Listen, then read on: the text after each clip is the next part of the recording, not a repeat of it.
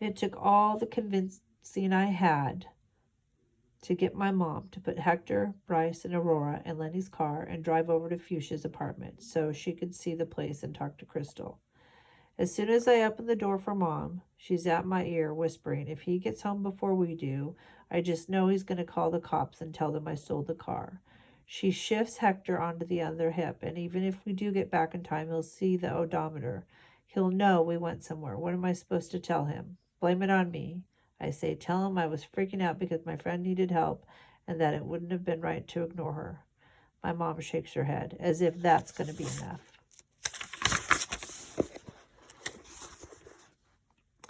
Bryce and Aurora have been standing on the doorway looking nervous, but they know who Fuchsia is. But she's never been that nice to them. It's not like she's been particularly mean either, but she just hasn't been around little kids much. Even the foster families where she stayed all had older kids, and it's like whenever little kids are around, she gets itchy. Which is one of the reasons I just mentioned that maybe it could be good to have even more people around when she tells her mom, and why I haven't told her about my other idea yet. She's not necessarily going to be a fan. Fuchsia pokes her head out of the bedroom, and I almost think she's about to slip back into it and pretend she never saw us, but then Jane Kitty zips out between her feet and leaps onto the windowsill. A kitty! Aurora exclaims, forgetting all about the nervous she felt. She makes a beeline for the windowsill with Bryce right behind her, and soon you can't even see Jane Kitty because of all the pets and kisses being heaped onto her. Aurora isn't like other little kids that would yank a cat's tail, but she is going to get right in its face and tell it how beautiful it is. I cross the room to where Fuchsia is watching her get smothered in love. Aurora and Bryce will be really gentle, I say. Fuchsia nods, but she doesn't look convinced. Remind me why your whole family had to come? My mom and I are just here to back you up when you tell your mom about Michael, and I take Bryce and Aurora, who are still wearing their big puffy winter coats and look like little dirty Oompa Loompas, and they just have to go wherever we go. When Crystal shows up 20 minutes later, she's pretty surprised to find all of us here too. What the? She starts, but stops when she sees the little kids. Come on, I whispered to Bryce and Aurora. How about you bring Jane Kitty to Fuchsia's bed in the other room and keep playing there? The magic of Jane Kitty means that they don't care where they are as long as they get to keep petting her head and rolling balls of tinfoil at her belly for her to fend off like a spastic ninja. When I come back out to the main room, my mom and Crystal are staring at each other like they're in a full-on showdown. I thought I told you I didn't need your pity, Crystal is saying. My mom crosses her arms. I'm not here because of some pity party for you. Yeah, you with your great boyfriend and a great place to live. So, what are you here for then? Because I don't need you to tell me. You're better than me to know you think it. My mom leans back against the wall. I'm only here because Zoe asked me to come.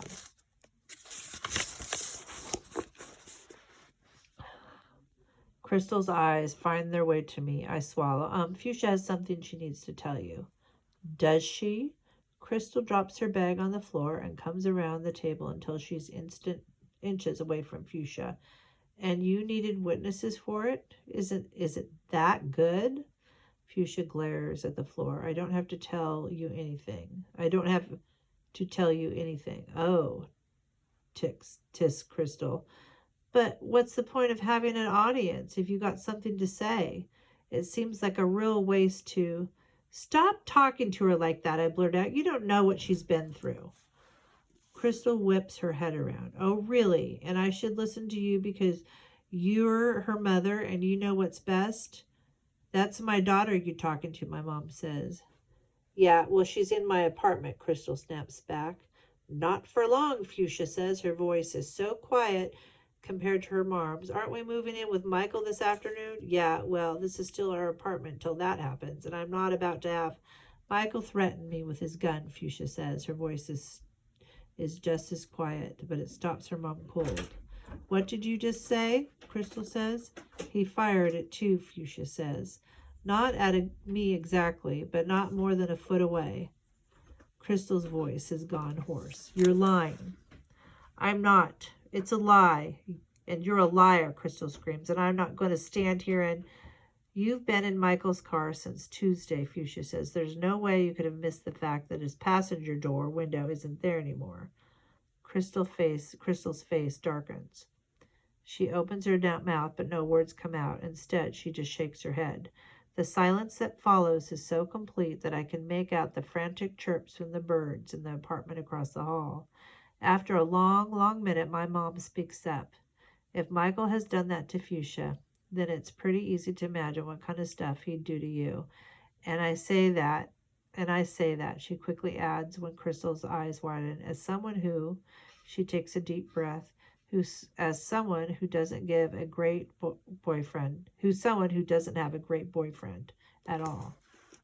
Crystal sinks down into the chair, glares at my mom, and then looks away.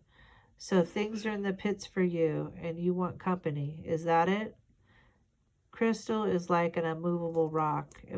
If the point of debate is to convince someone to see something in a new way, then it's time for us to bring it. What if you didn't have to move in with him, I say? Because you're going to find a way to magically lower the rent?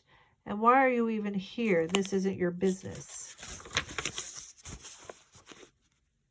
I take a deep breath.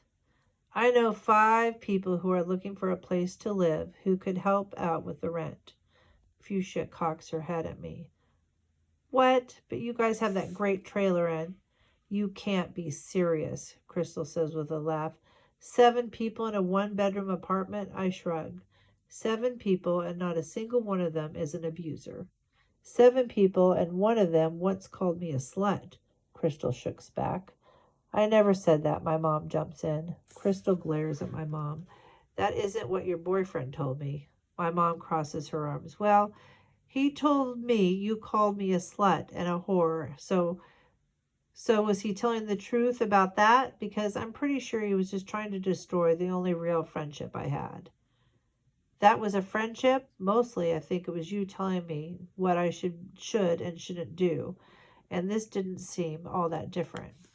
When my mom just purses her lips without saying anything, Crystal stands up. You all have lost your minds, and I don't know what you're talking about with that abuser talk. I told Michael that we move in this afternoon, and I'm not going back on that. Because you're scared of him, I say. You know that right now I'm shaking in my boots that I'm here, my mom says, and that Lenny will see the gas mileage when he gets back. And no, I took his car. Crystal looks at my mom, but she doesn't say anything. Finally, she looks away and mutters, I'm not scared of him. But I don't believe a word of it. You move in with Michael if you want. Fuchsia looks at her mom from where she has tucked herself farther into the corner of the kitchen. But I'm not going anywhere, and they should be able to stay here with me. She kicks at one of the Bryce's boots that he left near the door. Why not? I'll call the police on you, Crystal says. That's fine, Fuchsia shrugs.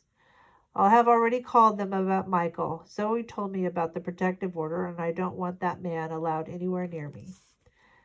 You want them to take you back to foster care? Crystal hisses. Then they do, but they wouldn't have to, not if you stayed here and called the police about Michael for me. Crystal squeezes her hands together, and I realize that they're shaking. My mom stands up and puts a scrap of paper on the table. That's the domestic violence hotline number. You should think about calling it no matter what you decide about us. Crystal's only answer is to glare at my mom and keep squeezing her hands together.